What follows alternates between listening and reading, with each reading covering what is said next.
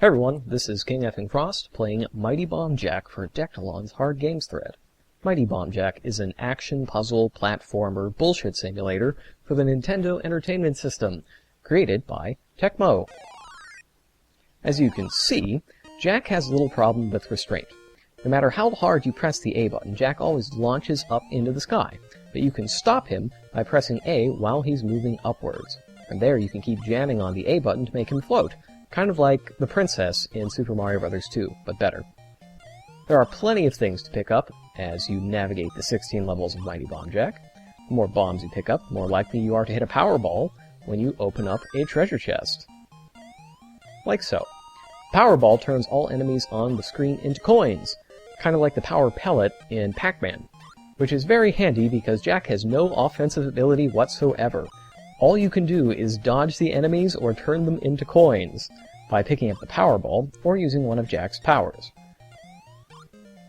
Even then, you still don't actually kill the enemy if you can't collect their coins in time. They just turn right back into enemies. Jack's powers are fueled by mighty coins. Those are the coins, like this one, that look kind of like 8-bit Batman. You can also pick up various bags filled with points, slaves, which are also filled with points, and balloons, which are also filled with points. None of this really has anything to do with actually completing the game, but, you know, points are good. People liked points back in the 80s. At the end of each platforming section of the level, you go to a puzzle room section of the level, like so. In this room, what you want to do is grab as many lit bombs as possible. Each time you grab a lit bomb, another one in sequence lights up. If you can collect them all in order, you get a 50,000 point bonus when you finish the level. This is frequently difficult. Now there's another thing you can do if you collect every single bomb except the one that's lit, and collect that last. That gives you the ability to warp from stage to stage, but there are certain risks inherent which I'll discuss later. Completing the puzzle room completes the level. And at the end you receive a bonus based on how much time you have left. You start with 60 seconds per stage, and you get another bonus of 50,000 points if you collect all of the bombs in the correct order. This also goes for bombs on the regular stage. They have an order, even though you cannot see which one you're supposed to get at which time. Stages are either horizontal, vertical, or both horizontal and vertical. But like Metroid, you're not going to get a horizontal bit connected to a vertical bit. That's just clearly too much for the Nintendo to handle. Most important items are the Sphinxes, like the one I just got. They open up treasure rooms that have all sorts of cool stuff. I've got 9 coins right now, but collecting this 10th one is a horrible mistake. Mighty Bomb Jack actively hates you for trying to store up your coins instead of actually using Jack's powers.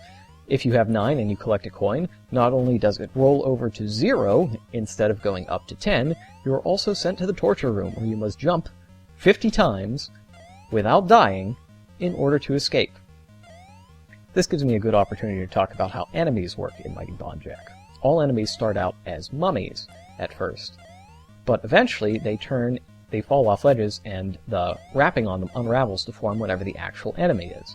And that's based on how many times you push the A button as you go along. This counts both jumping and controlling your jump while flying in air like so. I got lucky in that all the enemies here are slow and not very good at tracking my movement. But if you get, for example, a couple of the turtle enemies that we'll see later on, you're kind of hosed. Escaping the torture room puts you back at the start of the stage, again with 0 coins.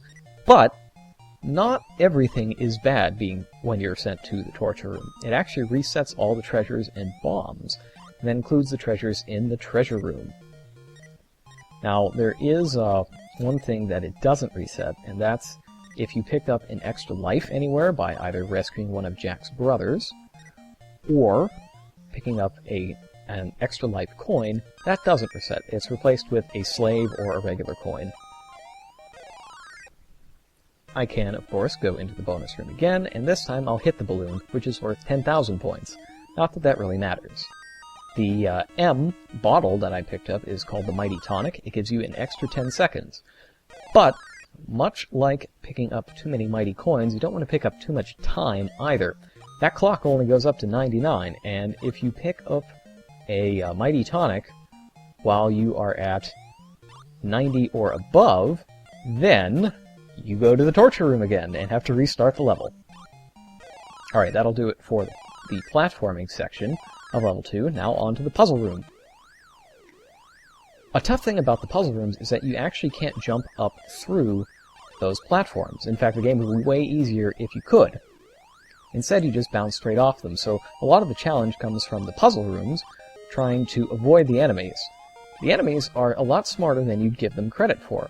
They will patrol the edges of ledges to stop you from getting the points, and really, a lot of the times, the challenge comes from overcoming your own greed and trying to complete the level instead of getting as many points as possible. In this round, you'll notice that there are 2 different types of chests. We've seen the orange chest last level, but I ignored it last time. To open them, you have to press the B button once to turn blue. Turning blue allows you to open orange treasure chests, and it costs a mighty coin to do so. Now, if you spend another one while you are blue, then you can open chests from the side by just walking into them.